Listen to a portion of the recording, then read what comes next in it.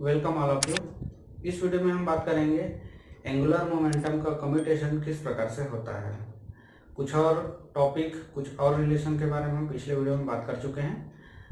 उस वीडियो को नहीं देखे होंगे आप तो उस वीडियो को आप पहले देख लीजिए, क्योंकि उसमें मैं पूरा रूल बताया हूँ किस प्रकार से इसको सॉल्व करना है, किस प्रकार से डिफ्रेंशिएट करना और कैसे लाना है। डिस्क्रिप्शन बॉक्स में उसका लिंक मिल जाएगा। चलिए देखते हैं एंगुलर मोमेंटम का कम्यूटेशन किस प्रकार से होता है। एंगुलर मोमेंटम के लिए आपको पता होगा, अगर इसको क्लासिकल से जोड़ा जाए तो इसका रिलेशन एंगुलर मोमेंटम के लिए जो रिलेशन मिलता है वो कुछ इस प्रकार से मिलता है। ठीक, आर यहाँ पर आपको पोजीशन बताता है और पी यहाँ पर मोमेंटम बताता है, लीनियर मोमेंटम। ठीक है, ये लीनियर मोमेंटम है और ये पोजीशन मोमेंटम है। दोनों का कॉम्बिनेशन कुछ इस प्रकार से रखते हैं तो अपने को एंगुलर मोमेंटम मिलता है। और ये वेक्टर प्रोडक्ट होता है। वेक्टर प्रोडक्ट को हम किस प्रकार से सॉल्व करते हैं, तो आर बराबर अपने को अगर वेक्टर प्रोडक्ट मिल लिया जाए तो एक्स वाई जेड, तो ये मिल जाएगा अपने को, ये मिलेगा एक्स आई कैप प्लस वाई आई जे कैप और जेड के लिए के कैप। कुछ इस प्रकार से लगाते हैं। ठीक, यहाँ पर इसको इस प्रकार से लिखा जाता है वेक्टर रूप में। आप जैसा भी लिखना चाहो लिख सकते हो। दूसरा, इसके लिए अगर देखना चाहें पी के लिए तो ये हो जाएगा पी एक्स आई प्लस पी वाई जे और इसके लिए हो जाएगा के। कुछ इस प्रकार से हो जाएगा। ठीक, इसको सॉल्व किस प्रकार से करते हैं, इसके लिए जो रिलेशन मिलेगा दोनों का कॉम्बिनेशन मैट्रिक्स से निकालते हैं तो ये हो जाएगा आई जे और ये के। तो यहाँ पर हो जाएगा ये, यहाँ पर आर और यहाँ पर पी। तो ये यहाँ पर हो जाएगा एक्स वाई और जेड, यहाँ पर हो जाएगा पी एक्स पी वाई और पी जेड। अब आपको पता है इसका वैल्यू हम कैसे निकालेंगे, तो एल इसको देख लेते हैं किस प्रकार से निकालना है। अगर आई को निकालते हैं तो ये पूरा कॉलम को छोड़ देंगे और हमेशा ऊपर से नीचे लेफ्ट टू राइट ही जाना है और फिर अगला के लिए इस प्रकार से जाना है। ठीक, हमेशा अगला से ही स्टार्ट करना है और ऐसा ही अपने को देखना है, यहाँ से इधर और इधर से इधर। तो ये हो जाएगा वाई और पी जेड माइनस यहाँ पर हो जाएगा जेड और पी वाई। ठीक, ये हो गया इसके लिए, किसके लिए, आई के लिए। ठीक, फिर अगला प्लस यहाँ पर देखते हैं अगला क्या मिलेगा, ये है जे। ठीक, तो जे के लिए हम क्या करेंगे, अब इसको हम छोड़ देंगे और यहाँ से शुरू करेंगे, अगले से ही स्टार्ट करना है। तो ये चला जाएगा किसके पास, जेड और एक्स के पास और फिर एक्स और पी जेड के पास। तो ये हो गया जेड और पी एक्स, ये जेड और पी एक्स और x P z minus x P Z. फिर अगला जो बचता है के, तो के के लिए हम क्या करेंगे, अब के के लिए अब ये वाला कॉलम को छोड़ देंगे और क्या आ जाएगा, फिर अगला आता है एक्स और ये वाई। ठीक, तो ये हो जाएगा x p y minus y p x. कुछ इस प्रकार से इसके लिए अपने को देखना है। तो ये अपने को इस प्रकार से मिलेगा। अब ये जो वैल्यू है यहाँ से यहाँ तक, ये आपको बताता है एल एक्स के बारे में, ये जो है ये आपको बताएगा एल वाई के बारे में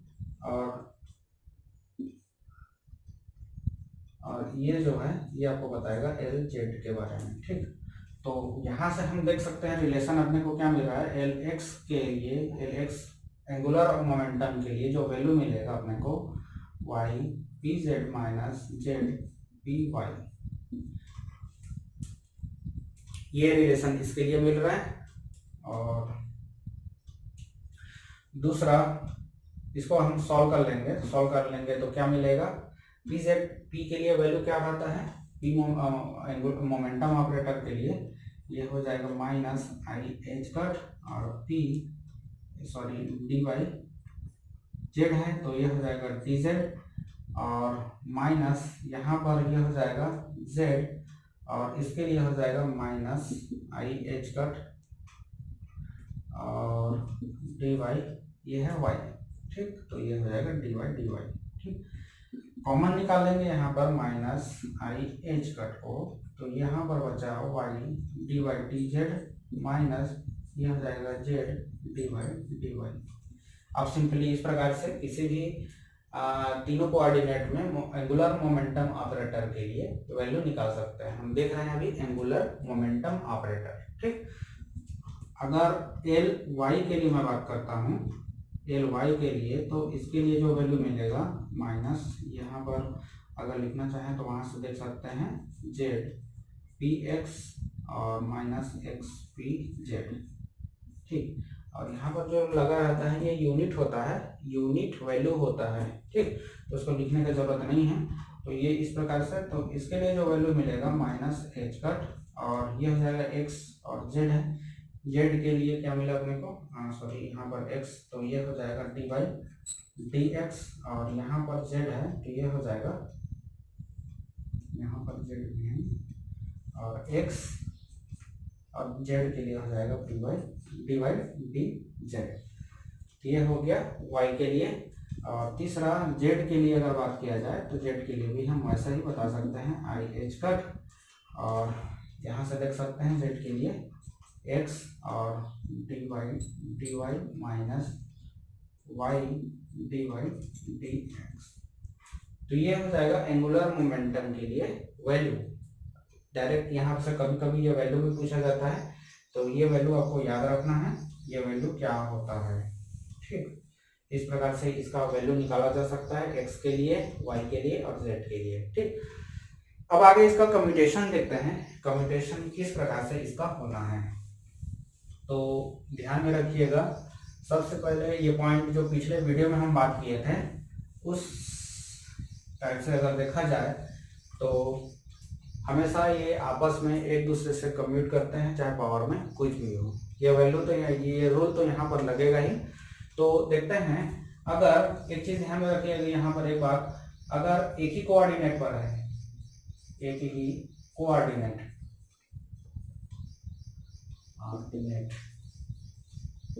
तो वो हमेशा आपस में कम्यूट होगा, चाहे वैल्यू कुछ भी हो, ठीक। चाहे वैल्यू कुछ भी हो, कोई भी ऑपरेटर हो, एक ही कोऑर्डिनेट पर, जैसे कि x x में है तो 0 हो जाएगा, y y में है तो 0 हो जाएगा, और z z में है तो 0 हो जाएगा। जैसे कि एल एक्स, जैसे कि मैं लेता हूँ एल एक्स, और अगर इसी के साथ मैं खुद से कराता हूँ तो ये तो 0 रहेगा ही रहेगा, क्योंकि आपस में ये कम्यूट हो जाएगा।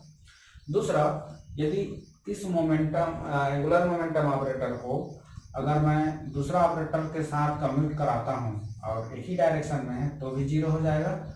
जैसे कि अगर ऐसा करा दे तो भी 0 हो जाएगा, ठीक।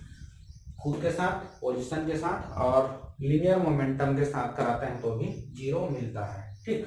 दूसरा, यदि दूसरे के साथ देखते हैं, जैसे कि एल वाई या एल वाई, तो ये आपस में क्या होगा, सब 0 होगा ना। आप ध्यान में रखिएगा, आप इसको बना सकते हैं, तो ये भी क्या हो जाएगा, 0 हो जाएगा, और यहाँ पर भी ये 0 हो जाएगा।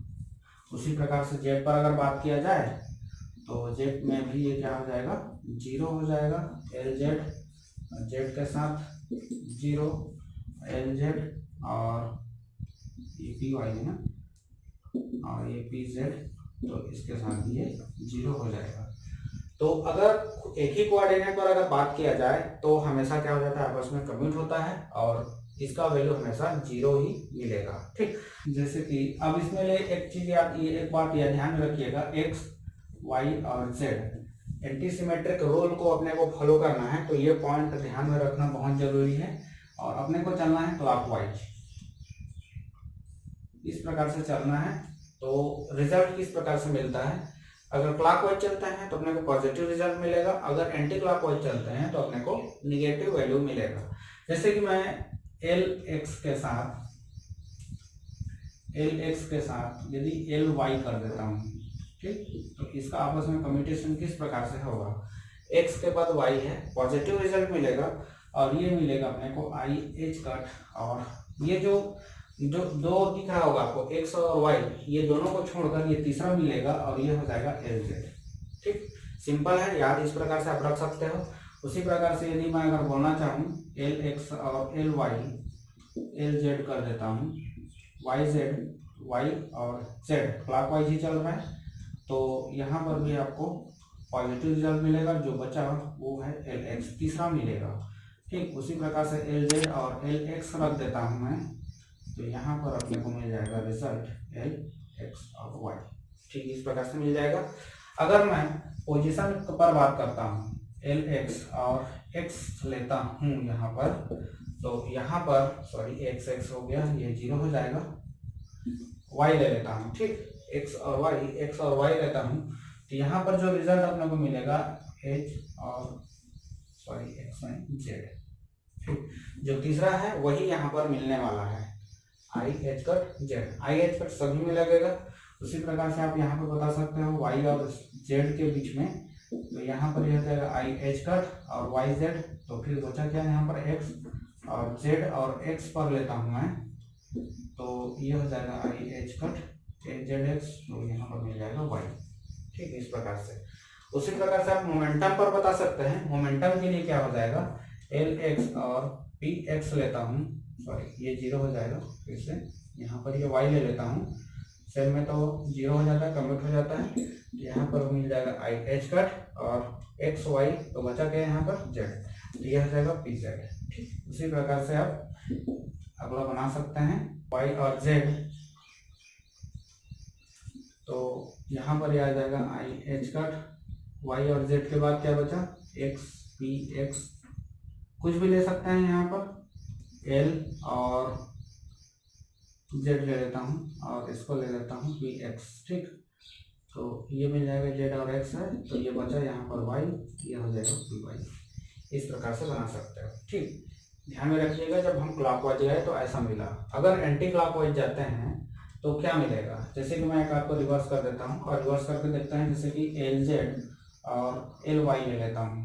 ठीक एल जेड और एल वाई, जेड के बाद वाई नहीं, जेड के बाद क्या एक्स। ठीक क्लॉकवाइज घूमना है अपने को, तो जेड के बाद एक्स आता है और जेड के बाद वाई, एंटी क्लॉकवाइज गए तो माइनस ये लग जाएगा, एंटी क्लॉकवाइज हो गया ये माइनस आई एच कट, और बचा क्या है यहाँ पर जेड और वाई, तो बचा है एक्स, तो ये हो जाएगा एल एक्स।